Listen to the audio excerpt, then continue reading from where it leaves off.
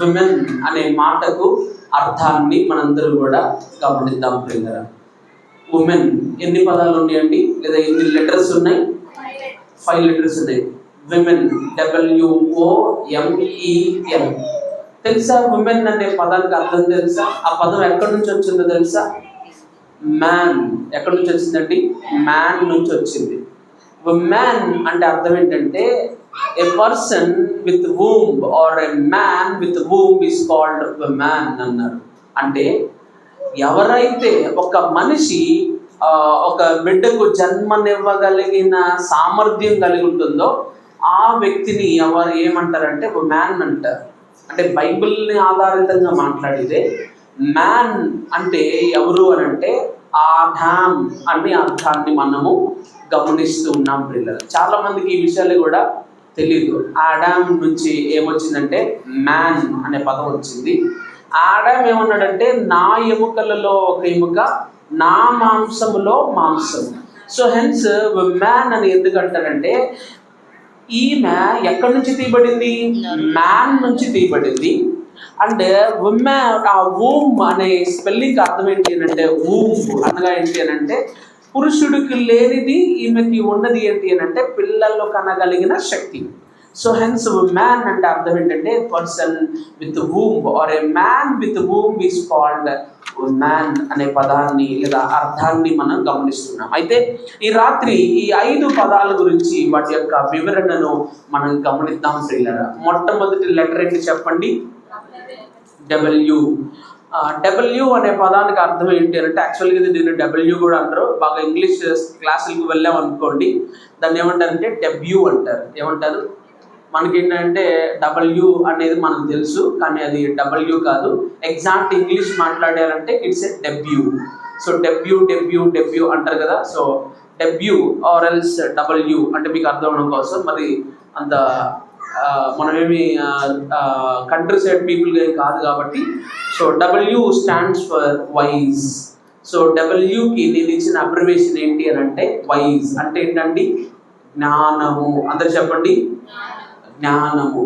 So ప్రతి స్త్రీకి మొట్టమొదటి ఉండాల్సిన లక్షణం ఏంటి అని అంటే జ్ఞానం కలిగి ఉండాలి. ఏం కలిగి ఉండాలండి? బైబిల్ కూడా అదే తెలియజేస్తుంది. మీకు అందరికీ తెలుసు కదా వాక్యము, చెప్పండి. జ్ఞానవంతురాలు తన ఇల్లు కట్టు. ఎక్కడుంది? సామెతల గ్రంథము 14వ అధ్యాయము 1వ వచనములో జ్ఞానవంతురాలు తన ఇల్లు కట్టును. చాలా సందర్భాల్లో బైబిల్ ఆ మాటలు ఎందుకు రాయబడి ఉంటాయో తెలుసా ప్రియులారా? మనుషుని గురించి దేవుడికి అన్నీ తెలుసు. ఎందుకు ఆ మాట రాయబడింది అని అంటే చాలా మందికి జ్ఞానం ఉండదు కనుకనే దేవుడు క్లియర్గా ఏం రాశారంటే జ్ఞానవంతురాలు తన ఇల్లు కట్టును. నీ జ్ఞానం కేవలం ఇతరులను కూలదోయడానికి ఉపయోగించకూడదు. ఈరోజు చాలా మంది ఆడవారికి ఉన్న ఒక చెడ్డ లక్షణం ఏంటంటే వీళ్ళకున్న జ్ఞానంతో ఇతరుల జీవితాల్లో ఇతరులతో లేదా ఇతరుల కుటుంబాలను కూల్చే వాళ్ళు చాలా మంది ఉంటారు. బట్ బైబిల్ అటువంటి జ్ఞానం కాదు తెలియజేసేది. బైబిల్ తెలియజేసే జ్ఞానం ఏంటంటే నీ ఇంటిని కట్టుకోగలిగిన జ్ఞానం. అంటే నీ యజమానుడు ఎలా ఉంటున్నాడు, అతని ప్రవర్తన ఏంటి, అతని సంపాదన ఎంత, ఆ సంపాదనతో పిల్లల్ని ఎలా పోషించాలి, పిల్లలకి ఏమని చెప్పగలగాలి, పిల్లల్ని ఏ విధంగా తీర్చిదిద్దాలి, ఇటువంటి జ్ఞానం అనేది చాలా మందికి అవసరము. హల్లెలూయా. ఒక బిడ్డకి ఏం కావాలి, పోషణ ఏం కావాలి, విటమిన్స్ ఏం కావాలి, మినరల్స్ ఏం కావాలి, ఇవన్నీ కూడా ఎవరు అనుగ్రహిస్తారు చెప్పండి ప్రియులారా? చెప్పండి, ఎవరు అనుగ్రహిస్తారు? తల్లికి కదండి తెలిసేది. ఈ బిడ్డకి నేనేం పెట్టాలి, అయ్యో మధ్యాహ్నం కొంచెం ఎక్కువ పెట్టాను, ఆయిల్ ఎక్కువ పెట్టాను, లేదా నెయ్యి ఎక్కువ వేసాను, మేబీ అందువల్ల ఈ యొక్క సమస్య వచ్చిందేమో, ఈ రకమైన ఆలోచన ఒక తల్లికి ఉండగలుగుతూ ఉంటుంది. ఏ విధంగా బిడ్డ ఆలనా పాలన దేవుడు నీకు పైవర్తి ఇచ్చాడో ఇంటిని కట్టుకోగలిగిన జ్ఞానాన్ని కూడా ఇచ్చాడు. కానీ ఈరోజు చాలా మంది జ్ఞానాన్ని తిరస్కరించేవారు ఉన్నారు. జ్ఞానాన్ని ఎలా తిరస్కరిస్తారు చెప్పండి? ఇక్కడ అందరూ చాలా మంది ఆడవాళ్ళు ఉన్నారు, మీరే చెప్పాలి. జ్ఞానాన్ని తిరస్కరించేది ఎలాగా చెప్పండి అండి. జ్ఞానాన్ని తిరస్కరించేది ఎలాగా చూసారా? మీ మౌనం ఉంది చూసారా? దాన్ని ఏమంటారో జ్ఞానాన్ని తిరస్కరించడం అంటారు. హల్లెలూయా, హల్లెలూయా. జ్ఞానాన్ని మనం తిరస్కరణ ఎప్పుడు తిరస్కరిస్తామంటే నాకంతా తెలుసు అన్నప్పుడు. నాకంతా తెలుసు అని ఎప్పుడైతే ఒక వ్యక్తి అనుకుంటారో ఆ పర్టికులర్ మూమెంట్ నుంచి లేదా ఆ సెకండ్ నుంచి ఆ వ్యక్తికి ఏమీ తెలియదు, ఒక్క క్రొత్త విషయం కూడా నేర్చుకోలేరు. హల్లెలూయా. సో జ్ఞానవంతురాలాగా నువ్వు ఉండాలంటే ముందు నువ్వేం చేయాలి చెప్పండి అండి? ఏం చేయాలి? నేర్చుకోవాలి. ప్రతి చిన్న విషయాన్ని నేర్చుకోవాలి, ప్రతి విషయాన్ని నేర్చుకోవాలి. పెద్దవాళ్ళు ఎప్పుడైనా చెప్తున్నప్పుడు మంచి మాటలు చెప్తున్నప్పుడు నేర్చుకోవాలి, అంతేగాని గర్వంతో నాకు తెలుసు, నాకు బాగా తెలుసు, నేను బాగా చదువుకున్నా, మా అమ్మ కంటే మా నాన్న కంటే నీకంటే ఎక్కువ బాగానే చదువుకున్నానులే అని కొంతమంది అంటూ ఉంటే, కొంతమంది ఏమంటారంటే నువ్వు పుస్తకాలు చదువుకున్నావు, నేను లోకాన్ని చదువుకున్నా. ఇద్దరు ఎవరు గొప్ప? ఏం నువ్వు చెప్పింది నాకు? నువ్వు చెప్తే నేను వినాలా? నాకు తెలీదా? నాకు తెలుసులే వెళ్ళు అని చెప్పేసి కొంతమంది ఇలాగ అజ్ఞానంతో మాట్లాడుతూ ఉంటారు. ఎంత అజ్ఞానం, అంత గర్వం, అంత నీలో ఒక మంచి మాటను తీసుకోలేని తత్వం నీలో ఉన్నప్పుడు నువ్వు ఎప్పటికీ జ్ఞానవంతురాలు కాలేవు. అంత మాత్రమే కాదు, సామెతల గ్రంథం 31వ అధ్యాయము 26వ వచనాన్ని చదవగలిగినట్లయితే జ్ఞానము కలిగి నోరు తెరచును అనే మాటను మనం గమనిస్తున్నాం. ఏం కలిగి నోరు తెరుస్తుందటండి? ఇక్కడ చాలా మంది జ్ఞానం లేకుండా మాట్లాడేవాళ్ళు చాలా మంది ఉంటారు. ఇంట్లో ఏదైనా సమస్య వచ్చిందనుకోండి, గొడవ వచ్చిందనుకోండి, ఏం వచ్చిందో దాని గురించి మాట్లాడకుండా ఎక్కడెక్కడో లేనిపోయిన వాటిని అన్నింటినీ మాట్లాడే వాళ్ళు ఏమంటారు? జ్ఞానవంతులు అంటారా? మూర్ఖులు అంటారు కదా. హల్లెలూయా, హల్లెలూయా. చాలా మంది ఆడవారు చేసే ఒక అతిపెద్ద సమస్య లేదా అతిపెద్ద మిస్టేక్ ఏంటంటే, వచ్చిన సందర్భం మాట్లాడకుండా దాన్ని పురస్కరించుకొని దాన్ని ఆసరా చేసుకొని మనసులో ఉన్నవన్నీ కూడా 1947 ముందు ఉన్న విషయాలన్నీ కూడా, అంటే స్వాతంత్రం రాకముందు పుట్టక ముందు ఉన్న విషయాలన్నీ కూడా చెప్పేస్తూ ఉంటారు. మనసులో అన్నీ ఉంటాయి, ఇంకా జ్ఞానం ఎక్కడ ఉంటుంది? కాబట్టి ఆమె జ్ఞానము కలిగి నోరు తెరచు. ఈరోజు చాలా మంది అజ్ఞానంతో మాట్లాడుతూ ఉంటారు. అందుకని చాలా మంది పురుషులు ఏమంటారంటే నీకు బుర్ర ఉందా అని అంటారు కదా. దేవుడి నామానికి స్తోత్రము కలుగును గాక. హల్లెలూయా. సో ఫస్ట్గా W స్టాండ్స్ ఫర్ అర్థం ఏంటండి? వైజ్ అనగా జ్ఞానం కలిగి నీ యొక్క జీవితంలో ఒక తల్లిగా కానివ్వండి, ఒక కూతురుగా కానివ్వండి, ఒక కోడలుగా కానివ్వండి, ఒక అత్తగా కానివ్వండి, లేదా దేవుడు నీకు ఇచ్చిన సంబంధ బాంధవ్యాల్లో ఏ స్థానంలో నీవు ఉన్నావో ఆ స్థానంలో జ్ఞానం కలిగి నడుచుకోవాలి. చాలా సందర్భాల్లో అల్లుళ్ళకు కూతురికి మధ్య లేదా కోడలికి కుమారుడికి మధ్య వెళ్ళడం కూడా అజ్ఞానాన్ని ప్రదర్శించడమే తప్ప జ్ఞానం కలిగి నడుచుకోవడం కాదు. అంత మాత్రమే కాదు, బైబిల్ గ్రంథంలో చాలా మంది జ్ఞానం కలిగి నడుచుకున్న వారు చాలా మంది ఉన్నారు. అబీగయలు కూడా జ్ఞానం కలిగి నడుచుకుంది కనుకనే తన భర్త మీదకు రావాల్సిన ఉగ్రతను, దావీదు యొక్క కోపాగ్నిని తప్పించిన గొప్ప స్త్రీగా ఉంది ప్రియులారా. అంత మాత్రమే కాదు, చరిత్రలో మనం చూస్తే భారతదేశపు చరిత్రలో గొప్ప వీరోచితమైన పోరాటాన్ని పోరాడిన ఝాన్సీ లక్ష్మీబాయి లేదా రాణి ఝాన్సీ లక్ష్మీబాయి కూడా చాలా జ్ఞానం కలిగి ఒక యవ్వన దశలోనే, అంటే అప్పట్లో చాలా మందికి చదువు అనేది ఉండదు, ఆడవారికి విమెన్ ఎడ్యుకేషన్ అనేది లేదు ప్రియులారా. అంత మాత్రమే కాదు, పండిత రమాబాయి అనే ఆవిడ కూడా 1858వ సంవత్సరం నుంచి 1922వ సంవత్సరం వరకు భారతదేశంలో ఆమె తమ యొక్క వారి ఉనికిని కనుపరిచిన వ్యక్తిగా మనం గమనిస్తూ ఉన్నాం. ముక్తి మిషన్ అనే మిషన్ని ప్రారంభించి క్రైస్తవ మిషనరీల ద్వారా తత్వజ్ఞానాన్ని, లేదంటే మంచి నైతికత విలువలు ఉన్నాయి బైబిల్లో అని గుర్తించి, ఆమె పుట్టింది ఒక అగ్రకులంలో అయినప్పటికీ ఆమె అన్నింటికీ విభిన్నంగా దేవుణ్ణి ఎరిగి ఒక ముక్తి మిషన్ అనే విషయాన్ని ప్రారంభించి, ప్రాముఖ్యంగా ఆడవారి యొక్క హక్కుల కొరకు, స్త్రీల హక్కుల కొరకు, అంత మాత్రమే కాదు మహిళల విద్య కొరకు ఆ రోజుల్లోనే ఎంతగానో పోరాడిన గొప్ప వ్యక్తిగా మనం గమనిస్తూ ఉంటున్నాం ప్రియులారా. మంచి జ్ఞానం కలిగిన ఆమె ఆ రోజుల్లోనే మరి చిన్న ఆడపిల్లల యొక్క విద్య కొరకు, వారి భవిష్యత్తు కొరకు, వారికి ఉన్న కనీస హక్కుల కొరకు మరి సమాజంలో పోరాడి మరి అందరికీ కూడా ఒక చక్కటి మాదిరిని కనపరిచిన స్త్రీగా మనం గమనిస్తున్నాం. సో ఈ ఉమెన్స్ డే సందర్భంగా మొదట నీకు నాకు ఏముండాలి అని అంటే జ్ఞానము ఉండాలి. రెండవదిగా మనం చూడగలిగినట్లయితే O stands for obedience. O అంటే అర్థం ఏంటండి? ఒబీడియన్స్ అనగా విధేయత, లేదా ఇంకొక విధంగా చెప్పాలి అని అంటే లోబడడం. హల్లెలూయా. దేవుడు కూడా ఏం చెప్పాడంటే, భార్యలారా మీ స్వపురుషులకు లోబడి ఉండమని లేఖనం చెప్తూ ఉంది. లోబడ్డం అంటే వారి మాటకు గౌరవం ఇవ్వడం. లోబడ్డం అంటే నీ జీవితంలో నువ్వే పురుషుడిగా లేదా నువ్వే ఆధిపత్యం కొరకు నువ్వే యజమానుడిగా ఉండాలనుకోవడం కాదు. హల్లెలూయా. వాక్యం వింటున్న చాలా సందర్భాలు, వాక్యం వింటున్న మన జీవితాల్లో చాలా మట్టుకు చాలా సందర్భాల్లో గృహాల్లో యజమానులు ఎవరు? ఆడవాళ్ళే ఉంటారు. వాళ్ళ మాటే వినాలి, లేకపోతే ఏమైపోద్ది? ఇల్లు పీకి పందిరేసేస్తారు. హల్లెలూయా. విధేయత ఉందా? లోబడుతున్నావు నీ భర్తకి? నీ భర్త ఏదైనా చెప్తే అది తప్పైనా వినగలిగిన నీకు అంత లోబడే తత్వం ఉందా? ఈరోజు చాలా సందర్భాల్లో లోబడరు. అండ్ బైబిల్ మనకి ఏం తెలియజేస్తుంది అంటే మనం ఏం చేయలేమో అదే మనకి తెలియజేస్తుంది. ఎందుకంటే దేవునికి తెలుసు ఆడవారిని సృష్టించినప్పుడు వారు ఏం చేయరని, లోబడరని తెలుసు. కనుకనే దేవుడు ఏం చేశాడంటే లోబడమని చెప్పినాడు. మగవారికి కూడా ఏమి రాదు? ప్రేమించడం రాదు. ఎవరిని? భార్యని ప్రేమించడం రాదు. ఊర్లో ఉన్న అందరూ ప్రేమించడం వచ్చు.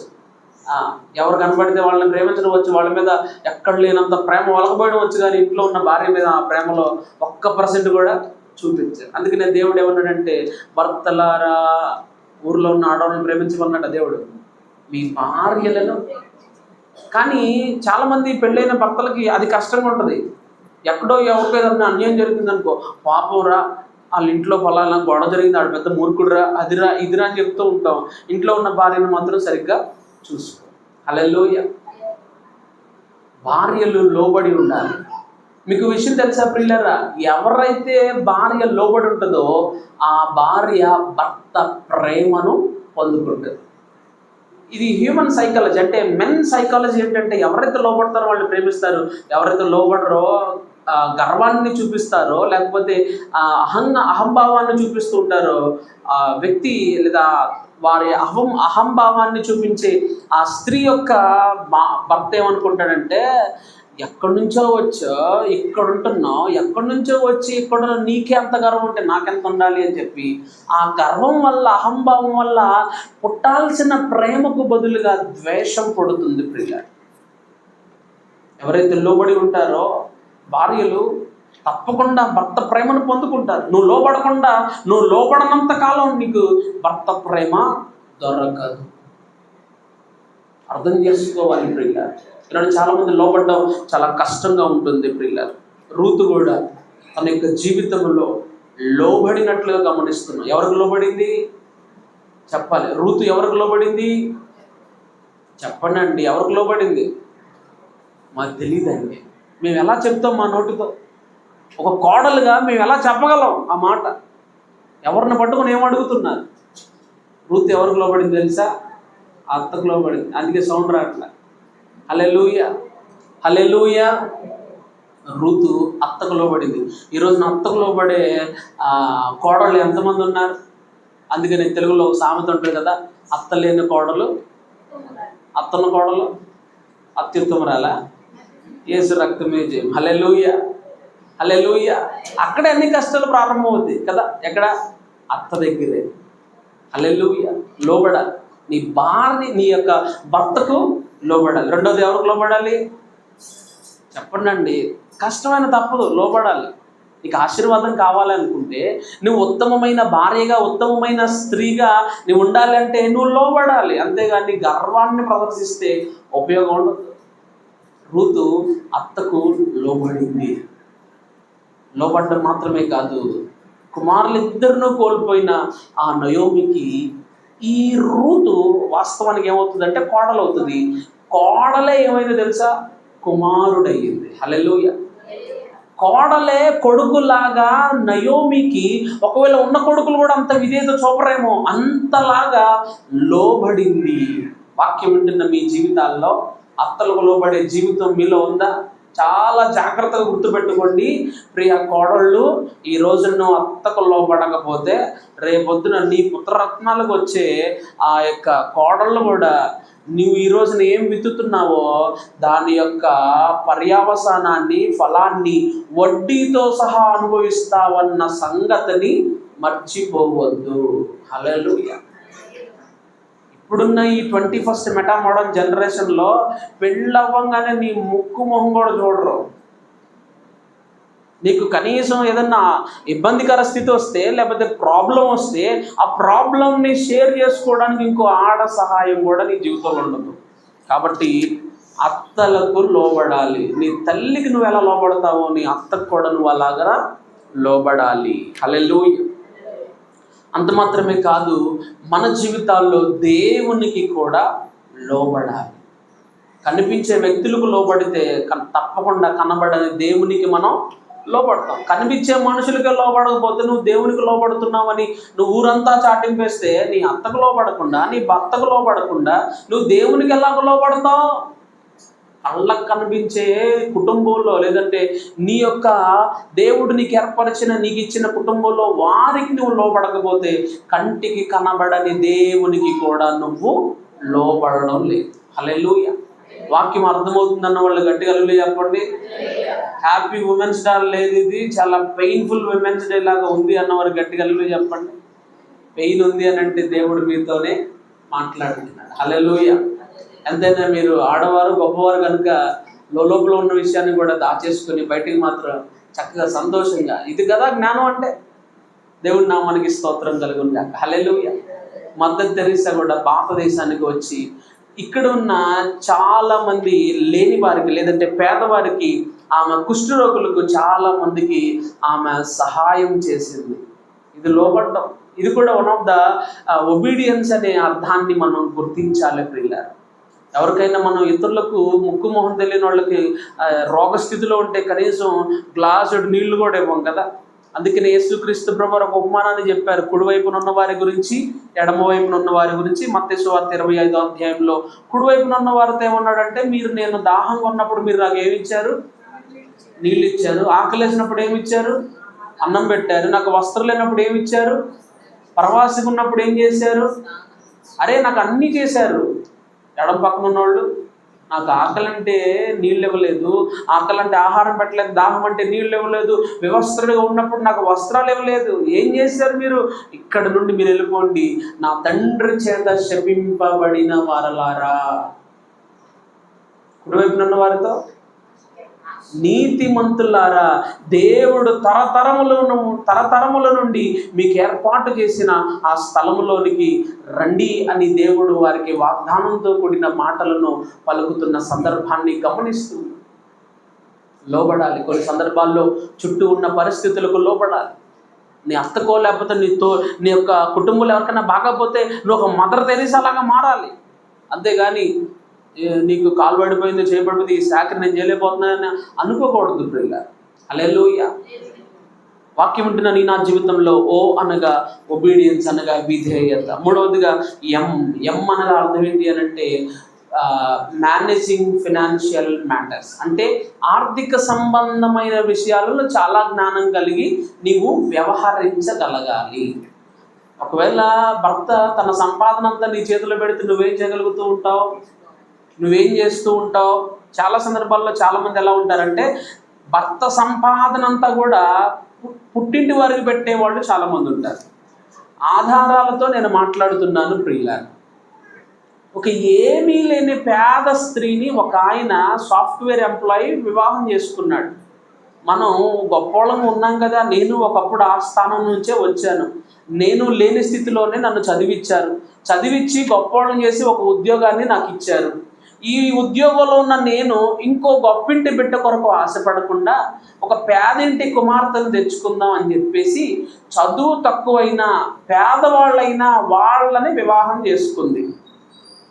సరే పేదవాళ్ళు కదా, ఈయనేమో చక్కగా నెలకు లక్షలు సంపాదించే వ్యక్తి. మొదట్లో బాగానే ఉంది. మా ఇంట్లో మా అమ్మగారికి చక్కటి ఇల్లు లేదు, లేదంటే అవి లేదు, ఇది లేదు అన్నప్పుడు మొదట్లో అన్నీ బాగానే చేశాడు. ఎందుకంటే ఆ పేదరికం నుంచి వచ్చాడు కనుక ఆ పేదరికంలో ఉన్న వారిని ఎలాగ ట్రీట్ చేయాలో తెలుసు కనుక అన్నీ చేశాడు. కొంతకాలానికి ఏమైపోయిందంటే నెల శాలరీ రాగానే ఈమె ప్రిపేర్ చేస్తూ ఉంటుంది, దీనికి ఎంత ఖర్చు అయింది, దీనికి ఎంత ఖర్చు అయింది, దీనికి ఎంత ఖర్చు అయిందని లూటీ చేయడం ప్రారంభించింది. తన కుటుంబాన్ని కట్టుకోవాల్సిన ఈ మూర్ఖురాలు. లేకపోతే వారిని చూడడం తప్పేం కాదనట్లేదు. ఒక చక్కటి ఆవాసాన్ని నివాసాన్ని ఏర్పాటు చేసిన తర్వాత కూడా నీ కుటుంబం, నీ పిల్లలు పుట్టిన తర్వాత కూడా ఇంకా పుట్టింటికి నువ్వు ఇంకా ఇంకా ఇంకా పెట్టాలి అని అంటే మరి నీ కుటుంబం ఏమవ్వాలి? సంపాదించేది ఎవరి కోసం? నీ కోసం కాదా? బిడ్డల కోసం కాదా? బిడ్డలకు ఏమీ లేకుండా బిడ్డలను పస్తుల నుంచి ఈయన కూడా సంపాదించిందంతా ఆమె చేతిలో పెడితే ఇంకా ఏమీ లేదంటే బయటికి వెళ్ళి ఫ్రెండ్స్ దగ్గర అప్పు చేసి చెయ్యి చాచి అయ్యా ఆకలేస్తుందని చెయ్యి చాచి కడుపు నింపుకున్న రోజులు కూడా ఉన్నాయి పిల్ల. హల్లెలూయా. అటువంటి సమయంలో ఆ భర్త ఏం చేస్తాడు? విడాకులకు అప్లై చేశాడు. వాక్యం వింటున్న నా జీవితంలో ఫినాన్షియల్ మ్యాటర్స్ అనగా చాలా సందర్భాల్లో ఆర్థిక సంబంధమైన విషయాలను చాలా చాలా జాగ్రత్తగా వ్యవహరించాలి. పొదుపు చేయడం ప్రారంభించాలి. దుబారా చేయడం కాదు. ఖర్చు పెట్టడం చాలా నిమిషాల్లో క్షణాల్లో జరిగిపోతుంది. కానీ ఖర్చు పెట్టిన సంపాదన నువ్వు సంపాదించాలంటే కొన్నిసార్లు నెలలు సంవత్సరాలు కూడా పట్టవచ్చు. ఈరోజు చాలామంది డబ్బులు లేవునండి, 1,00,000 రూపాయలు ఈజీగా 5 నిమిషాల్లో ఖర్చు పెట్టవచ్చు. కానీ ఆ 1,00,000 రూపాయలు సంపాదించాలంటే ఎన్ని రోజులు పడుతుంది? ఆ 1,00,000 రూపాయలు సంపాదించాలంటే ఎంతగా కష్టపడాలి? ఈరోజు చాలామంది ఆడవారికి కష్టం విలువ తెలియకుండా సంపాదించిన వాళ్ళు పెద్ద నువ్వే భూమి మీద వేరెవరు సంపాదించట్లేదని విపరీతమైన మాటలు మాట్లాడే మూర్ఖులు కూడా లేకపోలేదు ప్రియులారా.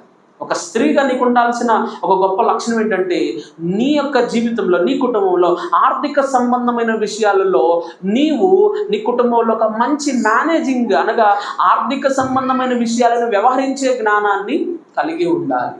అంతేగాని చక్కటి చీర కొరకు ఉన్న పొదుపునంతా కూడా పాడు చేసి రేపొద్దున పిల్లలకు ఏమీ మిగల్చకుండా పిల్లల్ని అనాథలు చేయడమో, పిల్లల్ని రోడ్డు మీద నిలబెట్టడమో, లేదా పిల్లలకి ఏమీ ఇవ్వకుండా వారికి నిలువ నీడ ఇవ్వకుండా నీ జీవితంలో అటువైపుగా లేదంటే అట్టివలే నీ యొక్క ప్రవర్తన ఉండడానికి వీలు లేదు. హల్లెలూయా. హల్లెలూయా. డబ్బు ఆదా చేసేవారిలాగా ఉండాలి కానీ డబ్బు వృధా చేసేవారిలాగా ఉండకూడదు ప్రియుల. కేవలం ఒక్క అక్షరమే తేడా, ఆదా వృధా. ఆదా చేస్తున్నావా, వృధా చేస్తున్నా? చాలా సందర్భాల్లో చాలామంది విపరీతంగా వృధా చేస్తూ ఉంటారు. కష్టపడాల్సిన భర్త పనికి వెళ్ళిపోయిన తర్వాత ఎవరో మైకేసుకొని వస్తూ ఉంటారు. వాయిదాలకు టీవీలు ఇస్తాం, ఫ్రిడ్జ్లు ఇస్తాం, లేకపోతే అవి ఇస్తాం ఇవి ఇస్తాం అని. లేదంటే కొంతమంది చాలా తెలివిగా టాక్టిక్స్గా పడేస్తారు. 10 సబ్బులు కొనండి, లక్కీ డ్రాలో మీకు టీవీ వచ్చింది అని అంటారు. 10 సబ్బులేగా కొనేద్దాం అనుకుంటారు. వాడేమంటాడంటే ఈ 10 సబ్బుల్లో మీకు చిన్నది వచ్చిందండి, ఈసారి పెద్ద వస్తువు కొనండి, పెద్ద లాటరీ తగిలిద్దని మిమ్మల్ని టెంప్ట్ చేస్తూ ఉంటాడు. నీకున్న అవసరాన్ని బట్టి ఖర్చు పెట్టాలి తప్ప లేకపోతే అవసరానికి మించిన ఖర్చులన్నీ కూడా వృధా చేయడమే. కాబట్టి వాక్యం ఉంటున్నది నా జీవితంలో ఇటువంటి చిన్న చిన్న విషయాలకు మనము డబ్బుల్ని వృధాగా చేయకూడదు. చాలామంది భర్తల కష్టాన్ని వృధా చేసేవాళ్ళు చాలామంది ఉన్నారు. 4వదిగా మనం చూడగలిగినట్లయితే ఈ అంటే అర్థం ఏమిటి అంటే ఎంకరేజర్ అండ్ ఎగ్జాంపులరీ లైఫ్ అనగా నీవు నీ భర్తను కానీ నీ కుటుంబంలో ఉన్న వారిని కానీ నువ్వు ఎలాగ ఉండాలంటే ఒక ప్రోత్సాహపరిచే ఒక స్త్రీగా ఉండాలి. హల్లెలూయా. ఎలాగ ఉండాలండి? ప్రోత్సాహపరిచే స్త్రీగా ఉండాలి. ఎలాంటి ఏ విషయాల్లో ప్రోత్సాహం? చెడ్డ విషయాల్లో కాదు. కొంతమంది ఉంటారు చెడ్డ విషయాల్లో ప్రోత్సహించేవాళ్ళు. బైబిల్ గ్రంథంలో కూడా ఒక స్త్రీ ఉంది కదా, యెజబెలు. ఆమె పేరేం పేరండి? రాజుగారు ఏదో మూతి ముడుచుకున్నాడు. ఏమేం చెప్పాలి? బుద్ధి జ్ఞానం ఉందా? నువ్వు రాజు, నీకు ఎంత డబ్బులు ఉన్నాయి, పోతే పోనీ, ఆ చిన్న పొలం దానికోసం ఎందుకు ఇంత రాద్ధాంతం అని చెప్పేసి ఎంకరేజ్ చేయాల్సిన ఈమె డిస్కరేజ్ చేసి నువ్వు అన్నం తినకుండా ఉంటున్నావా, నీకోసం ఒక పథకం చెప్తాను రాసుకో అని చెప్పేసి ఇద్దరు అబద్ధ సాక్ష్యం పలికే వారిని నిలబెట్టించేసి ఈయన రాజుగారిని దూషిస్తుండగా మేము విన్నామని చెప్పి ఇద్దరు అబద్ధ సాక్షులు చాలు. ఇంకేముంది? అబద్ధ సాక్షులు పలికి వారిని సిద్ధం చేసుకున్నాడు. అబద్ధ సాక్ష్యం పలుకుతుండగా లేదంటే రాజుగారిని దూషిస్తుండగా, దేవుణ్ణి దూషిస్తుండగా మేము విన్నామని అబద్ధం పలికారు, రాళ్లతో కొట్టి చంపారు. తద్వారా కుటుంబం మీదకి ఏమొచ్చింది? శాపం వచ్చింది. ఏ చోట నాబోతు రక్తం కుక్కలు నాకినో అదే చోట ఈ యొక్క ఆహాబు రక్తము కుక్కలు నాకడానికి గల కారణం ఎవరో తెలుసా? యెజబెలు. ఏ విషయాలు ఎంకరేజ్ చేస్తుంది ఈవిడ? ఈరోజు చాలామంది చాలా సందర్భాల్లో చెడ్డ విషయాలు ఎంకరేజ్ చేస్తూ ఉంటారు.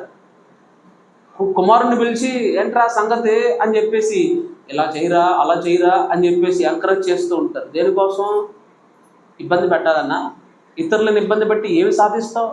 నీ కుటుంబ పౌరం కాదు రేపొద్దున రోడ్డును పడేది. వాళ్ళిద్దరి మధ్య చిన్న చిన్న సమస్యలు వస్తే ఎవరి పరువు రోడ్డుకి ఎక్కుతుంది? కుమారుడి పరువా లేదా నీ ఇంటి పరువా? ఆలోచన చేయాలి ప్రియులారా. నాలుగవదిగా ఆడవారు ఎలా ఉండాలంటే ప్రోత్సాహపరిచేవారు ఉండాలి. ఒకవేళ భర్త నిరుత్సాహపడుతున్నాడా, ఉన్న కష్టాలను బట్టి, ఆర్థిక ఇబ్బందులను బట్టి, పిల్లల్ని ఎలా చదివించాలి, పిల్లల్ని ఎక్కడ చదివించాలి, పిల్లల కొరకు ఏం చేయాలి అనే విషయంలో తర్జన పడుతున్నప్పుడు ధైర్యం కలిగి వారికి ప్రోత్సాహం ఇవ్వాలి. కానీ నీ వల్ల కాదులే, చాలా చూసాములే, ఎన్నో రోజులు అయిపోయిందిలే, ఇలాంటి మాటలు చాలా చెప్పావులే అని వారిని నిరుత్సాహపరచకూడదు. హల్లెలూయా. చాలామంది పురుషులకి ఇలాంటి మాటలు విన్నప్పుడు ఏ జీవితం ఎందుకురా బాబు, ఏమైనా పెళ్లి చేసుకున్నాం అని అనిపిస్తూ ఉంటుంది. హల్లెలూయా. వాక్యం వింటున్న నా జీవితాల్లో ఎంకరేజ్ చేసేవారుగా ఉండాలి, కానీ డిస్కరేజ్ చేసేవారుగా ఉండకూడదు. మాటలు చాలా చాలా పొదుపుగా వాడాలి ప్రియులారా. స్త్రీలు ఎక్కువగా ఎలా ఉండాలంటే కామ్గా ఉండాలి. ఎలా ఉండాలండి? కామ్గా ఉండడం అంటే ఒకసారి చెప్పండి, ఎలాగా? గబగబా అరవడమా, ఇష్టానుసారంగా మాట్లాడడమా? చాలామంది మాటలు ఎలా ఉంటాయంటే తేలుగుట్టినంత బాధను కలుగు చేస్తూ ఉంటాయి. అందుకనే లేఖనం ఏం చెప్తుందంటే భార్య దొరికిన వానికి కొంతమందికి తేలు దొరికినట్టుగా ఉంటుంది. ఎందుకంటే పొద్దున్న నుంచి సాయంత్రం దాకా ప్రతి మాట పెడార్థమే. బాగున్నావా అంటే ఇప్పుడు నా బాగు కోసం నీకేంటి పని అని పెడార్థం. అంటే మంచిగా ఏదో మంచి మాట చెప్పాలనో లేదంటే మంచిగా మాట్లాడదాం అనుకున్నా కానీ పెడార్థంగా తీసి అనవసరంగా మాట్లాడాను రా బాబోయ్ అని చెప్పేసి, నోట్లో నోరైపోయినా బాగుండేది అని చెప్పేసి పక్కకి వెళ్ళే వాళ్ళు చాలామంది ఉంటారు ప్రియుల. హల్లెలూయా. జీవితంలో ఇతరులను ప్రోత్సాహపరచాలి, ఎలా పడితే అలాగా మాట్లాడకూడదు ప్రియుల. హల్లెలూయా. చాలా సందర్భాల్లో చాలామందికి గుణం అనేది చాలా చాలా ప్రాముఖ్యము. గుణం అనేది చాలా ప్రాముఖ్యము. ఎందుకంటే ఒక గొప్ప దైవజనుడు ఏమన్నాడంటే, వివాహము అయిన మొదటి సంవత్సర కాపురం ఉంటుంది చూసారా, పెళ్ళైన తర్వాత మొదటి సంవత్సరం అంతా కూడా వారి కాపురం ఎలాగ చేస్తారంటే అందాన్ని బట్టి కాపురం చేస్తారు. దేనిని బట్టి అంటే కొత్తగా పెళ్ళైంది కాబట్టి, కొత్తగా వారి యొక్క వివాహం అయింది కాబట్టి అందాన్ని బట్టి నువ్వు చాలా బాగున్నావు అని ఒకళ్ళు అంటాం, నువ్వు చాలా బాగున్నావు అని ఇంకొకళ్ళు అంటాం. ఈ రకమైన వాతావరణంలో ఒక సంవత్సరం అయిపోద్ది. కానీ అందం అనేది ఏదో ఒక రోజున పోతుంది. ఒకనొక సందర్భంలో ఒక ఆమె ఒక యవనస్తుడిని వివాహం చేసుకుంది. పాస్టర్ గారు అడుగుతున్నారు, అమ్మ చక్కగా చూసుకున్నావా, ఈ వ్యక్తి మంచోడేనా, మంచిగా చూసుకొని వివాహం చేసుకున్నామంటే పాస్టర్ గారితో ఉందంట, చాలా మంచోడండి, చాలా అందగాడు, ఆ సొట్టను చూసే నేను వివాహం చేసుకున్నాను. అంటే నవ్వితే బొక్క సొట్ట పడిద్దండి, ఆ సొట్ట నాకు నచ్చింది అని చెప్పేసి వివాహం చేసుకుందట. కొన్నాళ్ళ తర్వాత ఈయన కొంచెం లావు అయ్యేసరికి ఇక సొట్ట కనపడాల నవ్వితే. ఇప్పుడు ఏమొచ్చిందో తెలుసా, సొట్టకు బదులు పొట్ట వచ్చింది. ఏమొచ్చింది? అయ్యయ్యో, పెళ్ళప్పుడు లేదా పెళ్లి చేసుకుందాం అనుకున్నప్పుడు ఏం చూసి పెళ్లి చేసుకుంది? ఇప్పుడు ఆ సొట్ట పోయింది, సొట్టకు బదులు ఏమొచ్చింది? కొంతమందికి బట్ట వచ్చింది. హల్లెలూయా. సొట్టలను బట్టో, బట్టలను బట్టో, పొట్టలను బట్టో వివాహాలు చేసుకోకూడదు. ఎందుకనంటే గుణాన్ని బట్టి వివాహం జరిగించారు. ఎందుకంటే కొంతకాలమే ఈ అందం, ఒక సంవత్సర కాలమే. తర్వాత అందరికీ యాజ్ యూజువల్గా మొటాలు వస్తాయి, నల్లబట్టం, పొట్ట వస్తుంది, లేదా జుట్టు రాలిపోతూ ఉంటుంది. హల్లెలూయా. ఏమంటే బట్టతలు ఎందుకు పురుషులకి వచ్చిందో తెలుసా? చెప్పాలి. బట్టతలు పురుషులు ఎందుకు వచ్చింది? ఆడవారికి ఎప్పుడైనా బట్టతలు వచ్చిందా? యేసు రక్తమే. హల్లెలూయా. పెళ్ళైన వాళ్ళందరూ ఇక్కడ ఉన్నారు కదా, దేవుడి నామానికి స్తోత్రం కలుగుగా. హల్లెలూయా. కాపురం చేయలేక ఏం చేస్తున్నారు? అందుకే ఏమైపోతుంది, ఆ టెన్షన్స్, విపరీతమైన ఒత్తిడితో కొన్నాళ్ళకి ఏమైపోతుందంటే బట్టతలు వచ్చేస్తుంది. అంటే బట్టతలు ఉన్నవాళ్ళకి అందరూ అది కాదులేండి సమస్య. యేసు రక్తమే. హల్లెలూయా. వివాహం అయిన తర్వాత కాపురం కేవలం అందాన్ని బట్టి 1 సంవత్సరం మాత్రమే కాపురం చేయగలుగుతారు, కానీ మిగతా అన్ని సంవత్సరాలు గుణాన్ని బట్టి కాపురం చేయాలి. కాబట్టి అందాన్ని చూసుకోవద్దు, ఎందుకంటే అందం ఏదో ఒక రోజున వ్యర్థమైపోతుంది. కానీ గుణం అనేది ఎప్పటికీ కూడా పోదు. కాబట్టి ఈయనగా ఎంకరేజ్ చేసేవారుగా ఉండాలి ప్రియులారా. ఎడిత్ వార్నర్ అనబడిన ఒక ఆమె 1873వ సంవత్సరంలో భారతదేశానికి వచ్చి పాఠశాలలో హాస్పిటల్స్ కట్టి అప్పటి కాలంలో ఉన్న ప్రజలకు ఆమె ఎంతగానో ప్రోత్సాహపరిచినట్లుగా మనము గమనిస్తూ ఉన్నాం. ఆఖరిగా ఎన్ అనగా నోబుల్. నోబుల్ అంటే అర్థం ఏంటి అని అంటే గొప్పది. హల్లెలూయా. హల్లెలూయా. గొప్ప వ్యక్తిగా నువ్వు తీర్చిదిద్దబడాలి. నువ్వు గొప్ప వ్యక్తిగా తీర్చిదిద్దబడాలంటే నీలో గొప్ప గొప్ప లక్షణాలు ఉండాలి. ఏంటా గొప్ప గొప్ప లక్షణాలు చెప్పండి అండి. ఆడవారంటే అసూయ, ఆడవారంటే చెప్పండి అనుమానం, ఆడవారంటే అమానుషం కదా. ఇవేనా గొప్ప లక్షణాలు? ఇవి కాదు గొప్ప లక్షణాలు. దేవుడు ఆడవారికి గొప్ప అనేకమైన మెంటాలిటీకి సంబంధించిన ఫీలింగ్స్ ఇచ్చి ఉన్నాడు. పురుషుల కన్నా ఎక్కువ ఫీలింగ్స్ ఎవరికి ఉంటాయి అంటే ఆడవాళ్ళకే ఉంటాయి. భావ వ్యక్తీకరణ లేదా వారి యొక్క భావాన్ని వ్యక్తపరిచే విషయాలు పురుషుల కన్నా ఎక్కువగా ఆడవారికే ఉంటూ ఉంటాయి. ఆ భావ వ్యక్తీకరణ విషయాలు కూడా చాలా సందర్భాల్లో అర్థం చేసుకోవడం కూడా కష్టంగా ఉంటుంది. ప్రియుల వాక్యం వింటున్న నీ నా జీవితంలో నువ్వు ఒక గొప్ప తల్లిగా, గొప్ప భార్యగా, గొప్ప సమాజంలో ఒక గొప్ప స్త్రీగా ఉండాలంటే నీలో గొప్ప లక్షణాలు ఉండాలి. అంతేగాని చిన్న చిన్న వాటికే, చిన్న చిన్న విషయాలకే నీలో గొప్ప లక్షణాలు లేకపోతే నువ్వు గొప్ప వ్యక్తిగా తీర్చిదిద్దబడవు. అందుకనే ఒక గొప్ప కవి ఏమన్నాడంటే మాటల్లో ఏముండాలి? మృదుత్వం ఉండాలి. మాటల్లో ఏముండాలండి? అంతేగాని కరుగుదనం ఉండకూడదు. మాట్లాడితే అబ్బో ఇంకా చాలా మాపమ్మ నీ మాటలు వెళ్ళలేకపోతాం అని చెప్పి గుండె బరువు చేసుకొని కళ్ళంట నీళ్లు రాల్చుకుంటూ రోడ్లంట తిరిగే పిచ్చోళ్ళలాగా ఉండకూడదు. రెండవదిగా పనులలో ఏముండాలి? నైపుణ్యం ఉండాలి. చక్కగా వంట చేస్తే ఎలా ఉండాలి? చాలా బాగుంది అని అనిపించాలి. అంతేగాని ఇది వంట అని చెప్పేసి ఇబ్బందికర పరిస్థితులు రాకూడదు. ప్రియుల ఒకనొక సందర్భంలో నార్త్ సైడ్లో ఒక జంటకి వివాహం అయిపోయింది. నార్త్ సైడ్లో వాళ్ళు ఎక్కువగా ఏం తింటారంటే చపాతీ తింటారు. సో పెళ్ళైంది కాబట్టి ఈమె ఏం చేసిందంటే చపాతీ పెట్టింది. చపాతీ చేసి అతనికి పెట్టింది. చపాతీ ఎంత తిన్నా అది ఎరగట్లేదు, ఇది అవ్వట్లేదు. ఈయన ఆమెకి ఒక స్ట్రాంగ్ మెసేజ్ ఇవ్వాలని చెప్పేసి వాళ్ళ ఇంట్లో ఒక పెంపుడు కుక్క ఉంది. ఆ పెంపుడు కుక్క తీసుకెళ్ళి ఆ పెంపుడు కుక్క దగ్గరికి వెళ్ళి ఈ చపాతీ దానికి పెట్టాడు. ఇప్పుడు అది కూడా వాసన చూసి తినడం మానేసింది. ఇప్పుడు ఈయన ఏమంటాడంటే నువ్వు చేసిన చపాతీ కుక్క కూడా తినట్లేదు, నేను ఎలా తింటాను కదా. దేవుడి నామానికి స్తోత్రం కలుగునుగా. హల్లెలూయా. పనులలో ఏముండాలి? నైపుణ్యం ఉండాలి. మంచి మంచి పనులు చేయగలగాలి. అంతేగాని పని చేస్తే దానికి పేరు పెట్టే విధంగానో లేకపోతే ఆ పనికి బట్టి ఆశీర్వాదం దీవెనలు లేకుండా డబల్ పని అయ్యే విధంగా ఉండకూడదు. మూడవదిగా వ్యక్తిత్వంలో ఏముండాలి? గొప్పతనం ఉండాలి. హల్లెలూయా. జాన్ స్కడ్డర్ అనబడిన ఒక మిషనరీ భారతదేశానికి వచ్చారు. వాళ్ళ కుమార్తె Ida Scudder CMC Vellore Christ Medical College వెల్లూరులో భారతదేశంలో ఉన్నవారు వైద్యానికి చాలా మందికి తిరస్కారణ బుద్ధి ఉంటే వారికి భారతదేశంలో ఉన్న చాలా మందికి వైద్యం అందించాలని ఈమె ఇంగ్లాండ్ వెళ్ళి మళ్ళా వైద్యాన్ని చదువుకొని భారతదేశానికి వచ్చింది. ఈమె భారతదేశంలో వైద్యం చేయడానికి గల కారణం ఏంటంటే ఈ జాన్ స్కడ్డర్ అనబడిన ఈ వ్యక్తి ఆ కాలంలో పురుటి నొప్పులతో ఉన్న స్త్రీకి పురుడు పోద్దామని వెళ్తే మూర్ఖత్వంతో తిరస్కరించింది.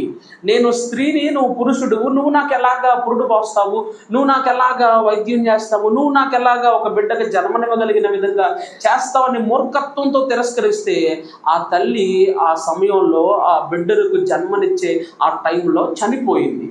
ఈ మూర్ఖత్వాన్ని ఇడా స్కడ్డర్ అనబడిన తన కూతురు చూస్తూనే ఉంది.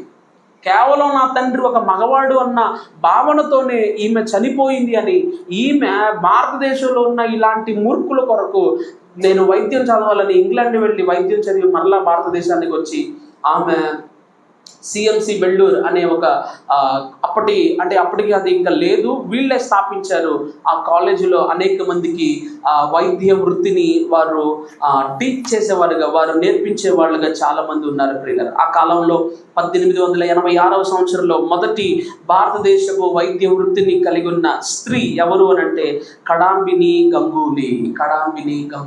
భారతదేశంలో మొట్టమొదటి తొలి ఒక ఫిజిషియన్గా అంటే ఒక లేడీ ఫిజిషియన్గా ఎవరున్నారంటే ఏమున్నారు. ఈమెకు అటువంటి పాఠాలు లేదంటే అటువంటి వైద్య వృత్తిని ఎవరు నేర్పించారు అంటే ఇడా స్కడ్డర్. గొప్ప వ్యక్తి. వాక్యం వింటున్న నీ నా జీవితాల్లో నువ్వు ఒక గొప్ప తల్లిగా ఉండాలి, సమాజంలో ఒక గొప్ప స్త్రీగా ఉండాలి అని అంటే నీలో గొప్ప లక్షణాలు ఉండాలి. మాటల్లో మృదుత్వం, పనిలో నైపుణ్యం, వ్యక్తిత్వంలో గొప్పతనం ఉండాలి. అప్పుడే నువ్వు ఒక గొప్ప వ్యక్తిగా మారుతావు. దేవుడి ఇట్టి మాటలు మన వినికిడిలో దీవించును గాక. ఆమేన్. ఈ సమయంలో సహోదరి నాసి వచ్చి మీ అందరికీ ఈ విమెన్స్ డే సందర్భంగా గ్రీటింగ్స్ తెలియజేస్తుంది.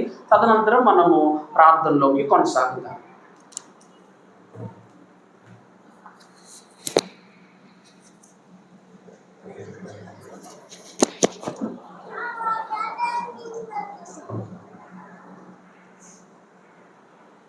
అది అడ్జస్ట్ చేయండి. అడ్జస్ట్.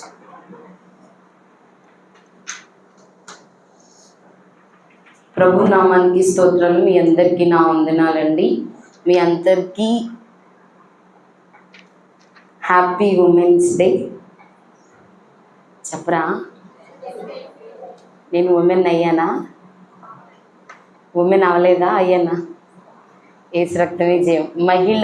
ప్రపంచ మహిళా దినోత్సవ శుభాకాంక్షలు మీ అందరికీ తెలియజేస్తున్నాను. చిన్నలకి, పెద్దలకి, వృద్ధులకి, మధ్య వయసులో ఉన్న స్త్రీగా పిలువబడుతున్న, మహిళగా పిలువబడుతున్న ప్రతి ఒక్కరికి కూడా మహిళా దినోత్సవ శుభాకాంక్షలు తెలియజేస్తున్నాను. ఇప్పటి వరకు వాక్యం మేము చక్కగా విన్నాం అన్నవాళ్ళు దేవుని స్తోత్రం చెప్పండి. కొంచెం కష్టంగా విన్నామన్న వాళ్ళు దేవుని స్తోత్రం చెప్పండి. యేసు రక్తమే జయం. ఏదేమైనప్పటికీ అయ్యగారు చాలామందిని జ్ఞాపకం చేశారు. ఉమెన్ డెఫినిషన్ చెప్పారు కదా మనకి. సో మనం కూడా ఒక ఉమెన్గా, అంటే ఒక మహిళగా ఈ భూమి మీద ఎలా బ్రతకాలి, ఎలా ఉండాలి అనేది తెలియజేశారు.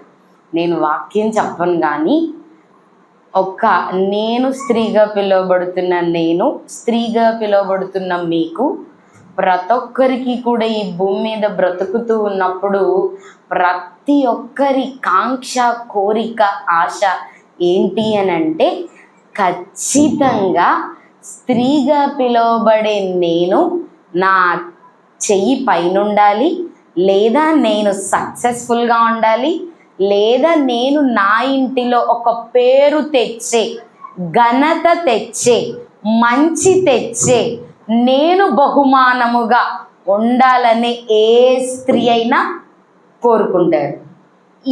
వీరు ఎవరు అని అంటే, ఎప్పటి స్త్రీలు ఇలా ఉండేవారంటే ఒక 2000 సంవత్సరం వరకు ఉన్న స్త్రీలందరిది కోవైతే ఇప్పుడున్న స్త్రీలు అంటే 2020 నుండి ఉన్న స్త్రీలుగా, అంటే యవ్వన బిడ్డలుగా స్త్రీలుగా పిలువబడుతున్నవారు ఎలాగా ఉంటున్నారు అని అంటే, తల్లులు కూడా ఎలా పెంచుతున్నారంటే, స్త్రీగా తల్లులుగా పిలువబడుతున్న వారు కూడా ఈ 2020 ఉన్న ఆడపిల్లల్ని ఎలా పెంచుతున్నారంటే, వైట్గా నీవు ఉన్నావా లేదా, నీ హెయిర్ లాంగ్ ఉందా లేదా, నీకు మేకప్ ఉందా లేదా, నువ్వు 10 మందికి అందంగా కనబడుతున్నావా లేదా, నువ్వు ఎదుటి వారి నుంచి ఏమి ఇంటికి తెస్తున్నావు అనే తల్లులు ఉన్నారే తప్ప, ఏమండి నా మాటలు అర్థమవుతున్నాయా? నేను మీకు శుభాకాంక్షలు అందజేస్తా అని నేను మిమ్మల్ని ఎవరిని ఏమనట్లేదు, కానీ చాలా జాగ్రత్తగా ఉండాలి, చాలా జాగ్రత్తగా ఉండాలి. ఎందుకంటే ఈ రోజున మనం న్యూస్లో చూస్తే నిన్నటి దినమందు ఒక స్కూల్లో ఒక పాప బలాత్కారంతో చనిపోయింది. నేను న్యూస్లో నిన్ననే చూశాను. 2 days బ్యాక్ వైజాగ్లో ఒక ఆమె, వైజాగ్ వారు హైదరాబాద్, నాకు ఖచ్చితంగా గుర్తులేదు, సాఫ్ట్వేర్ ఎంప్లాయీసే, కానీ అతని భర్త కొరికి చంపేశాడు. 2 నెలలే వివాహం అయ్యింది. ఇవన్నీ ఎందుకు చెప్తున్నానో తెలుసా?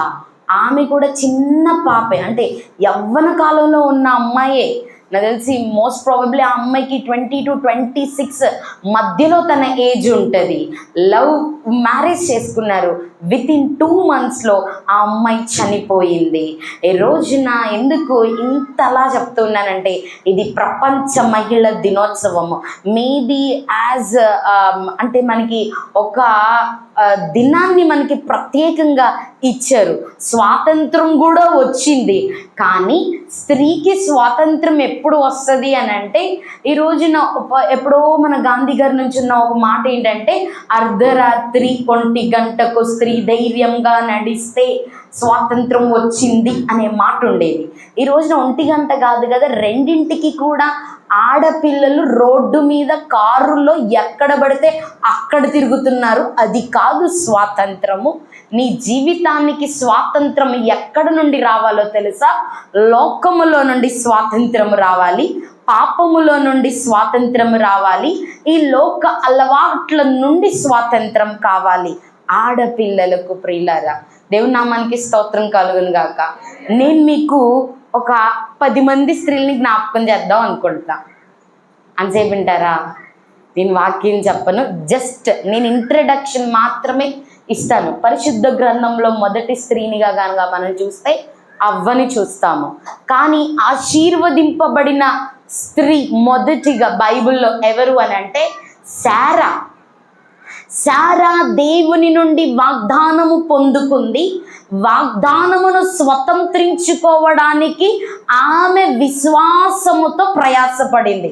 మొదటిగా స్త్రీలుగా మనము గుర్తుపెట్టుకోవాల్సిన నీవు నేను కూడా సక్సెస్ఫుల్గా ఉండాలి అని అంటే దేవుడు ఇచ్చిన వాగ్దానాన్ని పట్టుకొని విశ్వాసమును బట్టి దానిని స్వతంత్రించుకోవాలి. శారా 100 ఏళ్ల వయస్సులో ఆమె వాగ్దానమును పట్టుకుని విశ్వాసమును బట్టి ఎదురు చూచి 100 ఏళ్ల వయస్సులో వాగ్దానాన్ని స్వతంత్రించుకుంది. దేవుడు నీకు ఏ వాగ్దానం ఇచ్చాడు నీకు తెలుసు గనక ఆ వాగ్దానాన్ని పట్టుకొని ఆ వాగ్దానము స్వతంత్రించుకునేంత వరకు శారా మనకి ఒక ఇన్స్పిరేషన్గా ఉండింది, ఒక మాదిరిని చూపిస్తా ఉన్నది. Nothing to worry. ఒకవేళ నీకు కుమారులు లేకపోయినా, కుమార్తె లేకపోయినా, గర్భఫలము లేకపోయినా నువ్వేమి చింతించాల్సిన అవసరం లేదు. Who is the role model in the Bible to us means Sarah. మనకి ఎవరు మాదిరి ఉన్నారు అని అంటే శారా మాదిరి. ఆమె ఏం చేసింది అంటే దేవుడు ఇచ్చిన వాగ్దానాన్ని స్వతంత్రించుకుంది. ఎలాగా అంటే విశ్వాసముతో. హల్లెలూయా, హల్లెలూయా, హల్లెలూయా, హల్లెలూయా. విశ్వాసముతో దేవుని వాగ్దానాన్ని స్వతంత్రించుకొని ఒక కుమారుని పొందింది. మీరు ఇంటికి వెళ్ళిన తర్వాత ఈ యొక్క వాక్యాన్ని చదవండి ప్రియులారా. ఆదికాండము 11వ అధ్యాయములో ఆమె యొక్క ఆశీర్వాదాన్ని మనము చూస్తూ ఉంటాము. రెండవదిగా ఎవరు ఈ స్త్రీ అంటే అబీగయేలు. ఇందాకే అయ్యగారు మనతో మాట్లాడి ఉన్నారు. అబీగయేలు ఎలాగా ఉంది అని అంటే తెలివితో సమయోచితముగా ఆలోచించగలిగిన స్త్రీగా ఉంది. ఈ రోజున స్త్రీకి లేనిది ఏంటిది అని అంటే ఆలోచన ఉండదు. కానీ అందరం ఏమనుకుంటామంటే నాకు మించిన ఆలోచన, నాకు మించిన జీవితం, నాకు మించిన అనుభవాలు ఎవరికి తెలీదు అనే ఆలోచనతో ఉంటారు. తప్పు తప్పు తప్పు తప్పు. నీకు ఆలోచన ఉండొచ్చు, నీకు జ్ఞానం ఉండొచ్చు ఈ లోకపరంగా, కానీ దేవుడు అది కోరుకోవట్లా. ఏం కోరుకుంటున్నాడంటే సమయోచితమైన జ్ఞానమును కోరుకుంటున్నాడు. అబీగయేలు సమయోచితమైన జ్ఞానము కలిగి ఆలోచన చెప్పేదిగా ఉంది. ఈ రోజున నువ్వు అనేకులకు ఆలోచన చెప్తూ ఉన్నావంటే నీ రోల్ మోడల్ మీ మదర్ అయ్యి ఉండకూడదు, నీ రోల్ మోడల్ మీ అత్త అయ్యి ఉండకూడదు, నీ రోల్ మోడల్ ఈ లోకంలో ఉన్న వ్యక్తులు అయ్యి ఉండకూడదు. ఈవెన్ దో నీ రోల్ మోడల్ ఈ లోకంలో ఉన్న ఫ్రీడమ్ ఫైటర్స్ కూడా కాకూడదు. ఎవరు అవ్వాలి నీకు సమయోచితమైన జ్ఞానమును పొందుకోవడానికి అంటే అబీగయేలే అవ్వాలి. హల్లెలూయా, హల్లెలూయా. మొదటి సమూయేలు గ్రంథం 25వ అధ్యాయంలో ఈ అబీగయేలు గురించి ఉంది, చదవండి. ఆమె ఏ విధముగా సమయోచితమైన జ్ఞానమును పొందుకుందో మనం కూడా అట్లానే సమయోచితమైన జ్ఞానమును పొందుకొని మాట్లాడేవారిగా, ఆలోచన చెప్పేవారిగా, ఆలోచన భర్తకు అందించేవారిగా, ఆలోచన తల్లిదండ్రులకు అందించేవారిగా, ఆలోచన సహోదరులకు అందించేవారిగా ఉండాలి అని లేఖనము సెలవిస్తున్నది. మొదట ఎవరండి? శారా. ఆమె విశ్వాసమును బట్టి వాగ్దానాన్ని స్వతంత్రించుకుంది. రెండవది అబీగయేలు. ఆమె సమయోచితమైన జ్ఞానమును అందిస్తూ ఉన్నది. నీవు నేను కూడా అటు విధముగానే ఉండాలి. మూడవదిగా ఎవరు అని అంటే ఎస్తేరు. ఎస్తేరు కూడా ఎలాగా ఉండింది అని అంటే ఈమె విశ్వాసముతో రాజు ముందు ధైర్యంగా నిలబడింది. రాజు ముందు ధైర్యంగా నిలబడి తన ప్రజల కొరకు పోరాడి లోకములో నుండి విమోచించింది, లోకములో నుండి కాపాడింది. ధైర్యంగా నిలబడ్డం అంటే మీ ఆయన ముందుకెళ్ళిపోయి సో వాట్ అని నిలబడి మాట్లాడడం కాదు. ధైర్యం అంటే ప్రియులరా ఆత్మీయమైన ధైర్యం. లోకపు విషయాల్లో సో వాట్ అన్నట్టు మాట్లాడతాం, కానీ ప్రార్థన విషయంలో ఎప్పుడైనా సో వాట్ అన్నట్లు మీరు నిలబడి మాట్లాడారా? అబ్బే అస్సలు. అదే ఏదైనా పెళ్ళికో, ఫంక్షన్కో, ఫ్రెండ్ మ్యారేజ్కో, ఫ్రెండ్ హౌస్కో, లేకపోతే ఇంకా చుట్టాలింటికో, తల్లింటికో, పుట్టింటికైతే మన వాయిస్ హై పిచ్ 120 వాట్స్లో వస్తుంది. కానీ దేవుని విషయం నేను ఖచ్చితంగా ప్రార్థనకి వెళ్తానని చెప్పడానికి మన వాయిస్ ఎన్ని వాట్స్లో వస్తుంది? 20 వాట్స్ కూడా వస్తుందో రాదో కూడా తెలియదు. కానీ ఈ ఎస్తేరు తన యొక్క అందాన్ని బట్టి, తన యొక్క స్థానాన్ని బట్టి భర్త ముందు ధైర్యంగా నిలబడలేదు, కానీ తన ప్రజలను రక్షించుకోవడానికి రాజు ముందు ధైర్యంగా నిలబడింది. నీకు కూడా అలాంటి ధైర్యం ఉండాలి. ఎప్పుడు ఉంటుందో తెలుసా? ఎప్పుడైతే దీనత్వము కలిగి దేవునికి లోబడుతూ దేవునిని కలిగి ఉంటావో అప్పుడు నీ జీవితంలో ఉంటుంది. 4వదిగా ఎవరు అని అంటే యునీకే. ఈమె వల్లే తన పిల్లల్ని ఎలా పెంచింది అని అంటే దైవ మార్గములో పెంచింది. ఎలా పెంచింది? దైవ మార్గంలో పెంచింది. ఈమె విశ్వాసులకు తల్లిగా ఉండింది. ప్రియులారా, నీ పిల్లల్ని నువ్వు ఎక్కడ పెంచుతున్నావు? నీ కుటుంబాన్ని నువ్వు ఎక్కడ పెంచుతున్నావు? దేవుడు మాట్లాడుతుంది ఏంటంటే నీ పిల్లలని దైవ సన్నిధిలో, దేవుని సన్నిధిలో, దేవునిలో పెంచాలి అని యునికేని మాత్రమే మనము మాదిరిగా తీసుకోవాలి. మా అమ్మ నన్ను ఎట్ట పెంచేసింది కాబట్టి నేను మా అమ్మ ఎట్ట చెప్తే అట్నే పెంచుతాను నా పిల్లల్ని. మా అమ్మ 6గురిని పోషించింది, మా అమ్మ 12 మందిని కనింది, 12 మందిని స్థిరపరిచింది, మా అమ్మ 24 మందికి జీవితాన్ని ఇచ్చింది. గాడిద గుడ్. అట్లా కాదు. నీకు మాదిరి ఎవరు ఉండాలంటే పరిశుద్ధ గ్రంథంలో రాయబడిన స్త్రీలను నీవు మాదిరిగా తీసుకొని ఈ భూమి మీద బ్రతకాలని ఈ మహిళా దినోత్సవం రోజున నీకు దేవుడు ఈ స్త్రీలని జ్ఞాపకం చేస్తున్నాడు. మొదటిగా సారా, 2వదిగా అబీగయేలు, 3వదిగా ఎస్తేరు, 4వదిగా యునీకే విశ్వాసముతో తన బిడ్డలను ఎక్కడ పెంచింది అని అంటే దేవునిలో పెంచింది. నీ పిల్లల్ని కూడా దేవునిలో పెంచాలి. 5వదిగా ఎవరు అని అంటే రిబ్కా. ఈ రిబ్కా ఎలా బ్రతికింది అని అంటే విధేయత కలిగి దేవుని సంకల్పాన్ని అర్థం చేసుకొని ఒక ఇస్సాకుకు భార్యగా పోయింది. హల్లెలూయా. ఎంత గొప్ప కదా.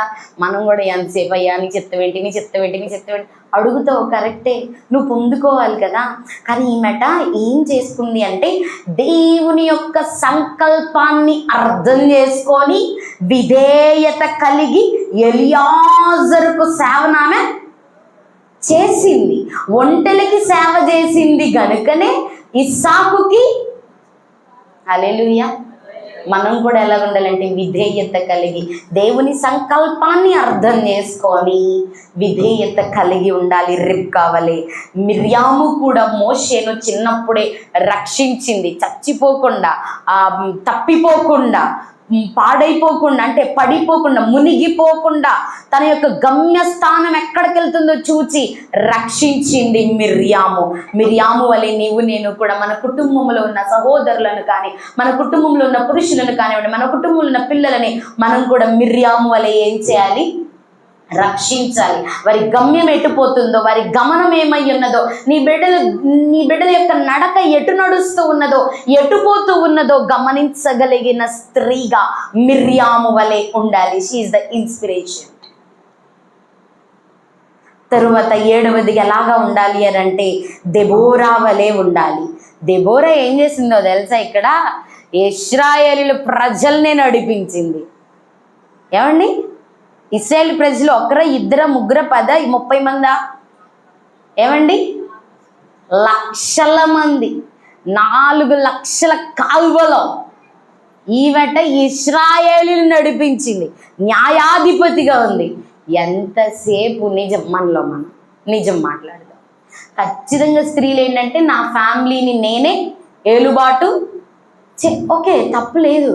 ఇక్కడ దెబోరా కూడా న్యాయాధిపతిగానే ఉంది. కానీ ఎలాగుందో తెలుసా? దేవుని న్యాయమును జరిగించింది ఇశ్రాయేలీయుల పట్ల. నీవు కూడా నీ కుటుంబానికి న్యాయాధిపతిగా ఉండాలి. ఎలాగంటే దేవుని న్యాయమును నీ కుటుంబంలో జరిగించాలి ప్రియులారా. హల్లెలూయా. గొప్ప న్యాయాధిపతిగా ఉంది. న్యాయాధిపతి 13వ అధ్యాయంలో మనము 4వ అధ్యాయంలో ఈమెను గురించి చూస్తూ ఉంటాము. తర్వాత 8వదిగా ఎవరు అని అంటే రూతు కూడా ఎలా ఉందంటే, ఇందాకే పాస్టర్ గారు చెప్పారు, ఎలాగో ఉందంటే విశ్వాసానికి, ధైర్యానికి ప్రతిరూపంగా దేవుని ప్రేమించిన వ్యక్తిగా రూతు ఉండింది ప్రియులారా. ఆమె ధైర్యముగా, అందరినీ కోల్పోయినా కూడా ఆమె ధైర్యంగా ఉండింది. తన కోడల్ని దేవునిలో నడిపించింది ప్రియులారా. తరువాత హన్నా కూడా ఎలాగా ఉందంటే గొప్ప ప్రార్థనా పరురాలు. ఆమె కుమారుడిని కని కుమారుని దేవునికి అంకితం చేసింది. నీ యొక్క ప్రార్థన జీవితం ఎలా ఉన్నది? మనకి రోల్ మోడల్ ప్రార్థనకి ఎవరు అని అంటే పరిశుద్ధ గ్రంథాల నుండి అన్న. ఆమె మూలుగుతూ ప్రార్థించింది. నీవు నేను కూడా ప్రార్థన ఎట్లా చేయాలంటే మూల్గు ప్రార్థన మన జీవితాలలో ఉండాలి ప్రియులారా. ఆఖరిగా ఎవరు అని అంటే మరియా. ఈమె ఎలాగనంటే సేమ్ దేవుని సంకల్పాన్ని అంగీకరించి, దేవుని సంకల్పాన్ని తెలుసుకొని, ఈమె యేసుక్రీస్తుకు జన్మనిచ్చిన స్త్రీగా ఉంది. జన్మనిచ్చి నేను యేసుక్రీస్తుకు తల్లి అని గర్వంగా లేదు, కానీ ఆమె బ్రతుకున్నంత కాలము కూడా దేవుని విశ్వాసములో, దేవుని యేసుక్రీస్తు జరిగించిన సేవలో ఈమె సహాయకురాలుగా ఉంది. హల్లెలూయా. మనం కూడా ఎలాగా ఉండాలి అని అంటే నీ కుటుంబాన్ని నడిపించడంలో, నీ కుటుంబాన్ని దేవునిలో కొనసాగించడంలో ధైర్యముగా దేవుని సంకల్పాన్ని ఎరగగలిగిన స్త్రీగా ఉండాలి. ఈ 10 మంది వలె మొదటి ఎవరండి? శారా వలె విశ్వాసము. రెండవదిగా ఎవరండి? అబీగయేలు వలె ధైర్యము కలిగి సమయోచితమైన జ్ఞానము చెప్పాలి. మూడవదిగా ఎవరు? ఎస్తేరు వలె మనము కూడా మీ యొక్క రాజు ఎదుట ధైర్యముగా ఉండాలి. 4వదిగా ఎవరు? యునికే విశ్వాసముతో తన యొక్క బిడ్డలను దేవుని మందిరములో పెంచింది. 5వదిగా ఎవరు? రిబ్కా ఎలాగా విధేయత కలిగి దేవుని సంకల్పాన్ని ఎరిగి దేవుని పనిని జరిగించింది. 6వదిగా మిర్యాము ఎలాగంటే తన సహోదరి ప్రాణాన్ని రక్షించింది. మనము కూడా మన కుటుంబ ప్రాణాలను నరకములో పడకుండా, అగ్నిలో పడకుండా రక్షించాలి. 7వదిగా దెబోరా వలె మనము ఉండాలి పిల్లరా. 8వదిగా ఎవరు అని అంటే రూతు వలె ఉండాలి. 9వదిగా హన్నా వలె ఉండాలి. 10వదిగా మరియా వలె మన జీవితం ఉండాలి. నేను మరలా చెప్తున్నాను, ఈ 10 మందిని మన జీవితాల్లో మాదిరిగా పెట్టుకొని ఆయా రంగాలలో, ఆయా పరిస్థితులలో, ఆయా పనులలో వీరిని మాదిరిగా పెట్టుకొని కనుక మనం ఈ భూమి మీద బ్రతికితే, వారు పరిశుద్ధ గ్రంథంలో ఏ ఆశీర్వాదానికి వారసులుగా ఉన్నారో, ఏ సాక్ష్యాన్ని నిలిపి ఉన్నారో, ఏ సాక్ష్యాన్ని కలిగి ఉన్నారో, నీవు నేను కూడా అదే సాక్ష్యాన్ని కలిగి ఉంటాము. ఇట్టి ఆధ్యాత్మిక స్త్రీ అనే జీవితంలోనికి నీవు నేను కూడా నడవాలి. స్త్రీ అంటే మహిళకు మాత్రమే కాదు, కానీ స్త్రీ అనే సంఘముగా పిలువబడుతున్న సంఘములో ఉన్న ప్రతి ఒక్కరూ కూడా ఈ విధముగా బ్రతకాలి అని ఇట్టి ఆధ్యాత్మిక జీవితంలోనికి దేవుడు మన నిండారుగా నడిపించి దీవించును గాక. Once again I wish you a very happy international happy women's day. ప్రార్థన చేసుకున్నాం. అందరూ కూడా మోకరించినట్లయితే క్లుప్త ప్రార్థనతో మనము ఈ యొక్క అంతర్జాతీయ మహిళా దినోత్సవం ప్రత్యేకమైన ఆరాధనను ముగించుకున్నాం. ప్రార్థన.